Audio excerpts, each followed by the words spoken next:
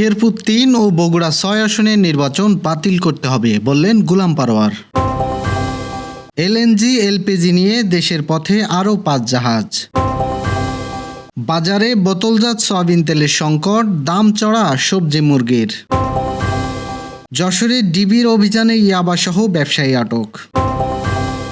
যুদ্ধবিরতির আলোচনা করতে পাকিস্তান যাচ্ছেন মার্কিন ভাইস প্রেসিডেন্ট। ঢাকায় আসার আগে নিউজিল্যান্ড দলের পরিবর্তন। দর্শক, শুনছিলেন সন্ধ্যার খবরের প্রধান শিরোনাম, এবার বিস্তারিত। তার আগে আমাদের ইউটিউব চ্যানেল সাবস্ক্রাইব এবং সব খবর পেতে ফেসবুক পেজ ফলো করে রাখার পাশাপাশি ওয়েবসাইট ভিজিট করুন। বাংলাদেশ জামায়াত ইসলামের সেক্রেটারি জেনারেল মিয়া গোলাম পারোয়ার বলেছেন, শেরপুর ৩ ও বগুড়া ৬ আসনের নির্বাচন বাতিল করতে হবে। কোনো দলীয় সরকারের অধীনে সুষ্ঠু নির্বাচন হবে না, যা আবারও প্রমাণিত হয়েছে। বিএনপি যে পথে হাঁটছে তা দেশকে ধ্বংসের পথে নিয়ে যাচ্ছে। শুক্রবার বায়তুল মুকাররমে জুম্মার পর জামায়াতের বিক্ষোভ সমাবেশে তিনি এসব কথা বলেন।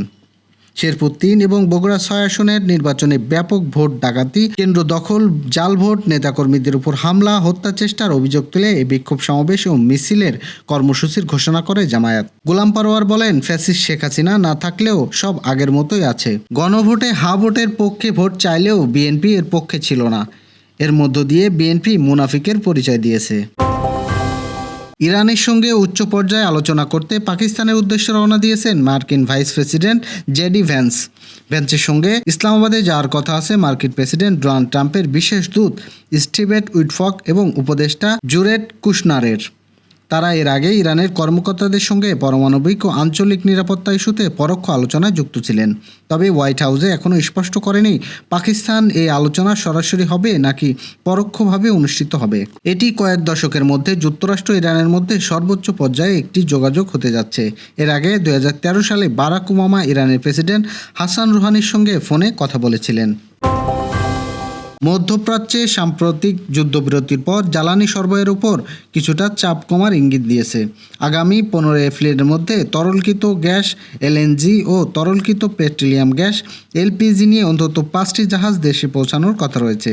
চট্টগ্রাম বন্দর কর্তৃপক্ষ ও সংশ্লিষ্ট শিপিং এজেন্টের তথ্য অনুযায়ী এসব চালানে মহেশখালী ভাসমান টার্মিনালের জন্য এলএনজি এবং চট্টগ্রামের জন্য এলপিজি রয়েছে। শুক্রবার মালয়েশিয়া থেকে 2470 টন এলপিজি নিয়ে মানিং জেলি নামে একটি জাহাজ চট্টগ্রাম বন্দরে পৌঁছানোর কথা রয়েছে বলে জানিয়েছে বন্দর কর্তৃপক্ষ। একই দিনে যুক্তরাষ্ট্র থেকে প্রায় 69,000 টন এলপিজি নিয়ে আইএম নামে একটি জাহাজ মহেশখালীর ভাসমান স্টোরেজ ডিফ্রাকশন ইউনিটে পৌঁছাবে। যশোরের ঝিকরগাছায় জেলা গোয়েন্দা শাখা ডিবির অভিযানে 300 পিস ইয়াবা এবং মাদক বিক্রির বিপুল পরিমাণ টাকা সহ মাদক ব্যবসায়ীকে আটক করা হয়েছে। শুক্রবার সকালে ঝিকরগাছা উপজেলার নাভারণ পুরাতন বাজার রেল ক্রসিং কুন্দিপুর এলাকায় অভিযান পরিচালিত হয়। আটক মাদক ব্যবসায়ীর নাম জিয়াউর রহমান। তিনি বেনাপোল পোর্ট থানার বড় আশ্রা গ্রামের মৃত আদম আলীর ছেলে। তিনি বর্তমান ঝিকরগাছার কুন্দিপুরই বসবাস করেন। শুক্রবার দুপুরে পুলিশ সুপারের কার্যালয়ে সংবাদ সম্মেলনে বিষয়টি নিশ্চিত করেছেন অতিরিক্ত পুলিশ সুপার আবুল বাশার। তিনি জানান, গোপন সংবাদের ভিত্তিতে ডিবি যশোর এসআই সালাউদ্দিন খানের নেতৃত্বে চৌকস টিম নাভারণ এলাকায় অবস্থান নেয়।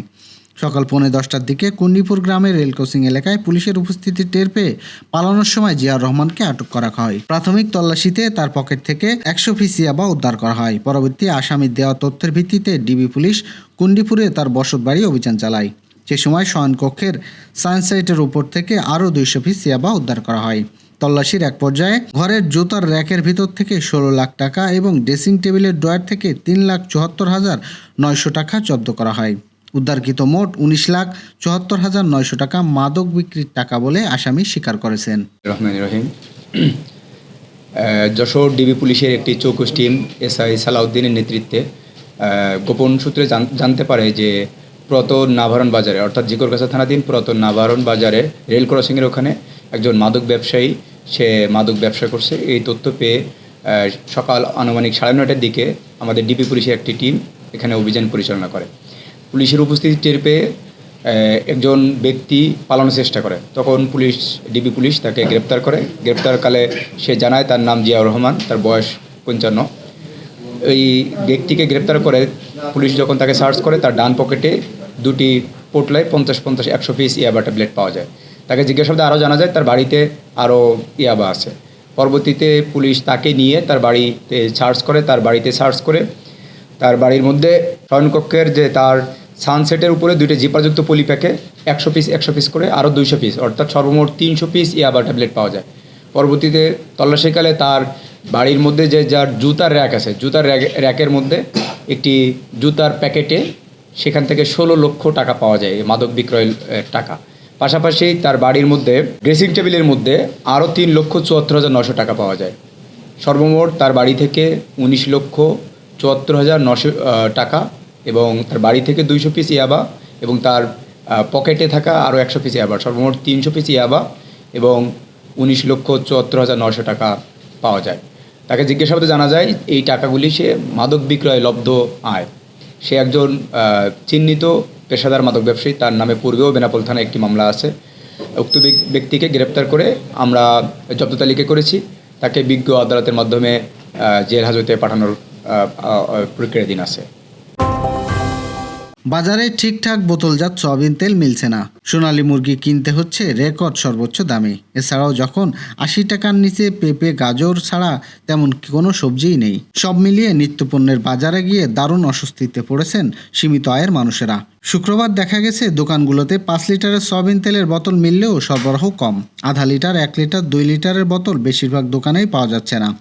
আবার কোনো দোকানে সয়াবিন তেল মিললেও তা বিক্রি হচ্ছে সরকারের নির্ধারিত দামের চেয়ে 20 থেকে 30 টাকা বেশিতে। এখন সরকার নির্ধারণ 1 লিটার ভোজ্য তেলের দাম 195 টাকা। অন্যদিকে খোলা সয়াবিন তেলের দাম 176 টাকা, পাম অয়েলের দাম 164 টাকা। তবে বাজারে খোলা সয়াবিন 200 থেকে 210 টাকা পর্যন্ত বিক্রি হচ্ছে, আর পাম বিক্রি হচ্ছে 180 টাকা থেকে 190 টাকা। খুচরা বিক্রেতারা জানিয়েছেন ডিলাররা তেলের সরবরাহ কমিয়ে দিয়েছেন। এই অবস্থায় মাসখানেকের বেশি সময় ধরে চললেও গত 3 দিন ধরে একেবারে অর্ডার নেওয়া বন্ধ করে দিয়েছেন তারা। দ্বিপাক্ষিক সিরিজে অংশ নিতে আগামীকাল বাংলাদেশ সফরে আসার কথা রয়েছে নিউজিল্যান্ড ক্রিকেট দলের। এই সফরে 3টি ওয়ানডে এবং 3টি টি-20 ম্যাচ। 17 এপ্রিল থেকে ওয়ানডে সিরিজ শুরু হবে। প্রথম ম্যাচ হবে ঢাকা মিরপুরের শেরেবাংলা জাতীয় ক্রিকেট স্টেডিয়ামে। খেলা শুরু হবে বেলা 11টা থেকে। 27 এপ্রিল থেকে চট্টগ্রাম শুরু হতে যাওয়া টি-20 সিরিজের 3 ম্যাচের 3টা থেকে শুরু হবে। চট্টগ্রাম হতে যাওয়া সিরিজের আগেই দল ঘোষণা করেছিল নিউজিল্যান্ড। ডান হাতের ইনজুরির কারণে আসন্ন সফর থেকে ছিটকে গেছেন পেস বোলিং অলরাউন্ডার স্টেকেন ক্লার্ক। এছাড়াও ওয়ানডে সিরিজ না খেলে পিএসএলে যাবেন আরেক পেসার বেন সিয়ার্স। ক্লার্কের পরিবর্তে দলে ডাকা হয়েছে বাঁহাতি পেসার বেন লিস্টারের। দর্শক, এই ছিল সন্ধ্যার আয়োজন। রাতের খবর দেখার আমন্ত্রণ রইল। এতক্ষণ সাথে থাকার জন্য ধন্যবাদ।